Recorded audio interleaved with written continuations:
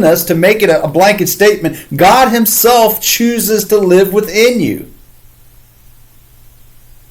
He loves it when we realize how close he is to us at all times. And if he's living in us, doesn't it make that much more sense when it says, I will never leave you nor forsake you? Because you're my house. I am not going to leave my dwelling. You're my temple. But Satan tries to make do that. He might close the curtains on us and try to get us to stay out of certain rooms. But that's fascinating. He goes on in verse 9. Because if you acknowledge and confess with your mouth that Jesus is Lord, recognizing his power, authority, and majesty as God, and believe in your heart that God raised him from the dead, you will be saved. Wow. Acknowledge and confess with your mouth. So if I'm confessing with my mouth, is it an internal thought or is it verbal? It doesn't have to be out loud. It's in your mind. But then did I confess with my mouth? Oh, yeah, but your mind is your mouth. What you're thinking is what comes out your mouth. Yeah, but if I'm saying with my mouth, isn't there verbal words? I think speaking does tend to help us focus on what we're saying, because when we're doing it in our head, sometimes we sort of lose track. But I think speaking may help us too. So take it a step further. When he says confess with our mouth, he's also telling us not just the initial, okay, I agree with what you're saying, so I accept what you're saying, and I'll say what you tell me to say.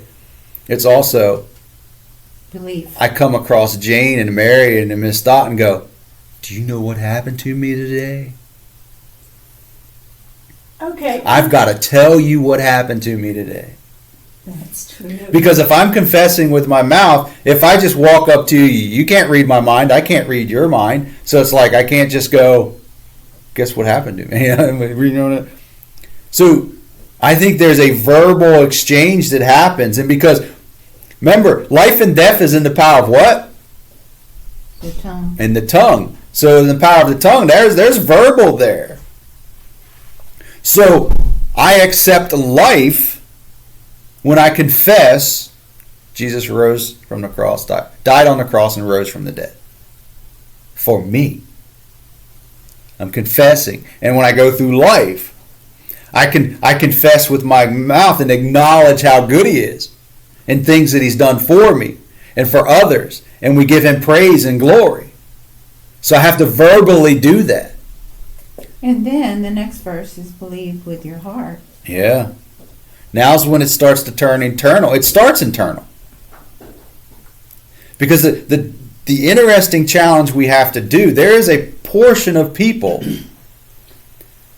that intellectually gets saved first, and then it slowly starts to work its 18 inches way down to their heart, and then that's the true conversion. Because they get intellectually saved. I believe everything. I get the ABCs of it. I got the outline. I got the bar graph, and the chart says this. I agree with that. But they haven't bought it. It hasn't internalized to them yet. This is only a part of the, once the heart and the head connect, now they own it. And it starts to change. Now, because at first they were trying to change, but once you get it in the heart, now the Holy Spirit can start to move. The Holy Spirit's speaking to you head-wise, and he's there. But the total transformation, I fear that there's going to be some people that got head saved that may or may not make it because they never truly believed it. They're just like, well, it makes sense to me. If I say what this guy says, I won't go to hell, so yeah, I'll do that. But it was not an emotional, it wasn't a heartfelt transformation. It was like, this makes sense. I can buy this ticket for free and get into heaven and won't have to go to hell. That makes sense. You know. But yeah, I love that.